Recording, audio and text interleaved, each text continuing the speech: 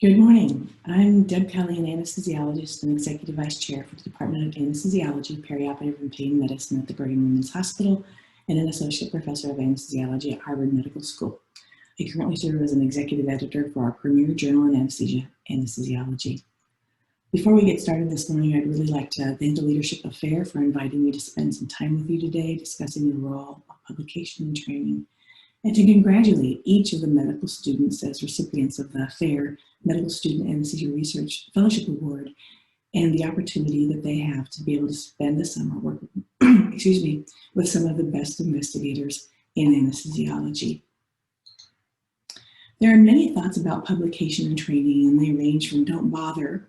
I happen to disagree with that because publishing and research is fun, but they also range to the exact opposite end, where some people would suggest that you must have publications in order to match into a reasonable training program. There's evidence on both ends of the argument, and although the real answer probably lies somewhere in between, from my perspective, this opportunity through FAIR provides you an opportunity to catch the research bug and to identify ways to share what you have done during the summer and use it to be able to develop your own individual career. This is one example of multiple subspecialty studies and perspectives on publications during training. It was published in the Journal of Surgical Education this year and concludes that the total number of publications and first author publications is associated with an increased likelihood of matching at a higher tier plastic surgery residency, regardless of the medical school that you came from. However, there's evidence that this might not be the case for all specialties. This is another study that's in print in medical education, will be published later this year, that looked at the predictors of getting an interview for a residency program and found that there were significant difference with regards to the importance of published research among the specialties. What you can see up here at the top is that when you look at all specialties, publications prior to your application really didn't make that much of a difference as to whether or not you were going to get an interview. However, there are a few specialties, including ours, anesthesiology, neurosurgery, orthopedic surgery, pediatrics, plastic surgery, radiology, interventional radiology, surgery, and urology, where it may make a difference. Now, you'll notice here, though, that those odds ratios are relatively small. The highest one is urology, and even there, it's only 1.12. In other words, there's more than just research that will help you get an interview.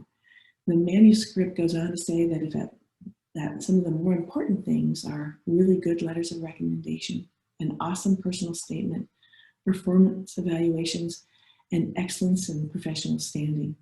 So while publications may be important for getting interviews at top-tier programs and may be important for getting into them, there's a lot more to publications prior to residency, or a lot more things with regards to publications prior to residency that are important.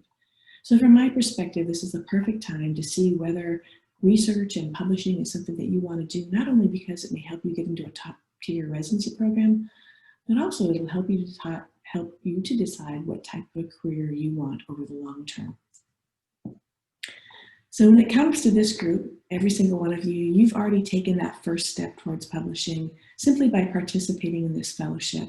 And on the next slide, I'll share with you some evidence that demonstrates that just having applied for one of these fellowships, nevertheless participating as you are doing this summer, enhances the likelihood that you will subsequently publish a manuscript, but also that you're quite more likely to be able to subsequently obtain additional funding.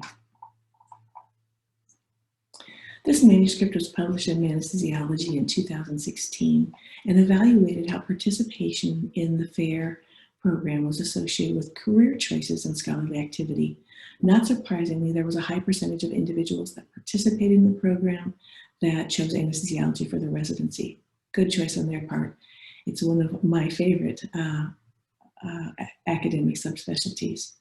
In this first image, all the way over here, what you can see is that if you participated in the program, the likelihood that you are going to subsequently have at least one publication is about 40%, which is far higher than the majority of individuals that are participating and haven't had this opportunity. The thing that you might not like quite so much is that it takes a long time on average to get that work that you did during the summer published. So if you kind of look at the 50th percentile, it's going to be more than 2 years.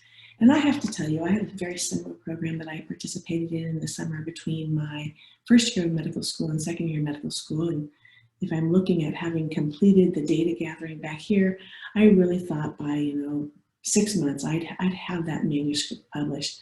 But no, for me, it was closer to this 40%, a 40-month option. But that doesn't mean that it didn't have value for you, even with regards to getting into your residency program. And the reason for that is that you have so many other things that happen during this time. You need to gather the data, analyze it, create figures, write it up, have presentation. So I would urge you to continue to pursue this process and try to get to the point that you're publishing even after your fellowship is over. And if you think that it's appropriate for anesthesiology, I'd appreciate it if you send it to us as well. As I had mentioned, like you, I also received a Medical Student Research Fellowship Award between my first and second year of medical school. It was from the American Cancer Society because I knew I was interested in the brain and thought that I might want to be a neurosurgeon. Upon receipt of the award, I had no idea the number of doors that would be open to my career because I was lucky enough to choose an excellent project and an excellent, although demanding mentor that cared as much about mentoring me as he did for the project. Well, the hypothesis was that I took it on with full vigor. This turned out to be very important because in each of my residencies interviews, I was asked multiple questions about my as of yet published research, which I knew cold, and that made the interview process significantly easier for me than it would have if I just had a small project that I wasn't as actively involved with. As I mentioned earlier, I thought this research project would be published within 2 months of completing my fellowship, but it actually took me 3 years to complete the analysis, figures, images, revisions, and while in medical school and as a first-year resident, I found it was definitely worth it. I had the opportunity to present the work at an international neurosurgery meeting, and it ultimately resulted in this publication in neurosurgery. It's hard to believe that I was so lucky that my first manuscript ultimately ended up having more than 80 citations, and I was so lucky to have worked with an excellent mentor to allow me to have the opportunity to shine. And that will ring through for the rest of my career, and I would encourage you to try to find mentors who really are there for you, supporting of you, and really want you to succeed more than they do themselves. After I did medical school, I did my residency at Massachusetts General Hospital, and I have no doubt that my presentation and research history helped me get there. That is where I met this man, Dr. Richard Kitts, who was the chair at the time that I was recruited. I asked him about starting my research career while a resident, and he gave me some sound advice, and I will share that with you. Work with someone who believes in you and who you can believe in rather than deciding on a specific project. I didn't really like that because I wanted to have the best project, kind of a personality trait, be it good or bad. But his second piece of advice was perhaps even more important, but I didn't realize it at the time. Become the best anesthesiologist you're capable of being. It is the only thing your peers will evaluate you on, and this is the only time that you can train in it. They will assume that if you're a great anesthesiologist, you are a great researcher, because they have no other way to evaluate your research. As it turns out, this very wise man was extremely correct. So during my residency, I didn't do research. I followed his advice and used my 6-month elective time to do a neurosurgery fellowship, or neuroanesthesiology fellowship, rather than start research projects. I wrote a few book chapters, which is something I could do in my spare time. One was a neuro-related chapter in this book called Comprehensive Post-Anesthesia Care, and the other 2 were in the MGH 5th edition of the handbook that I'm sharing with you here in the middle.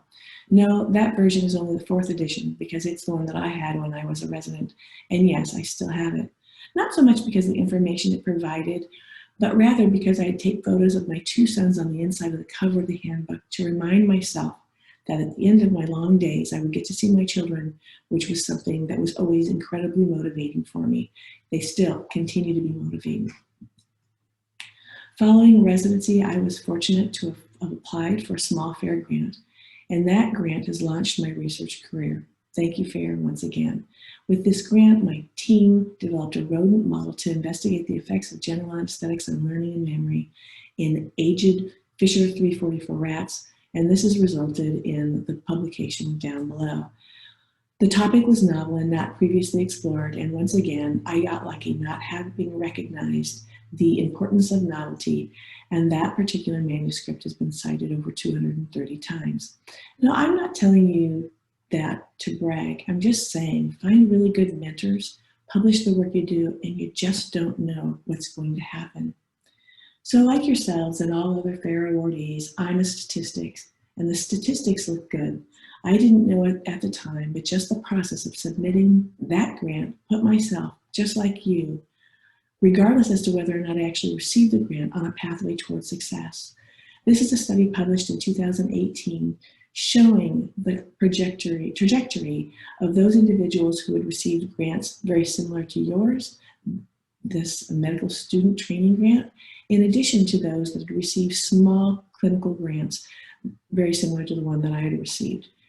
This application becomes a marker of the likelihood of success. And because you've received this research funding and even just applied for it, 90%, 97% of the individuals that are sitting on this call will have some form of published work, and 87% of you will have received at least one additional grant.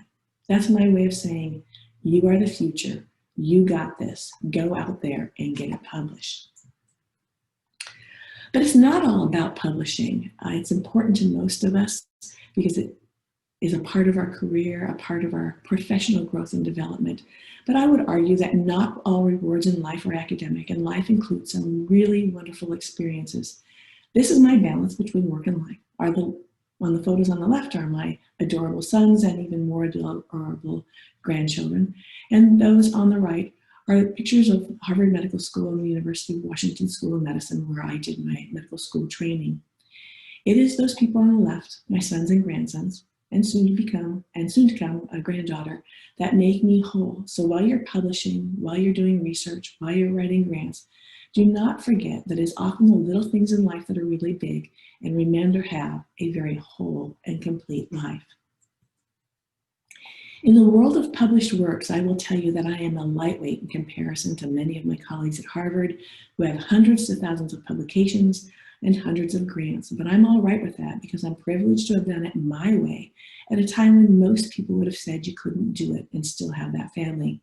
You too have the ability to become who you are, to be who you want to be, and this is just an early step along what I know for you is going to be a very fruitful career.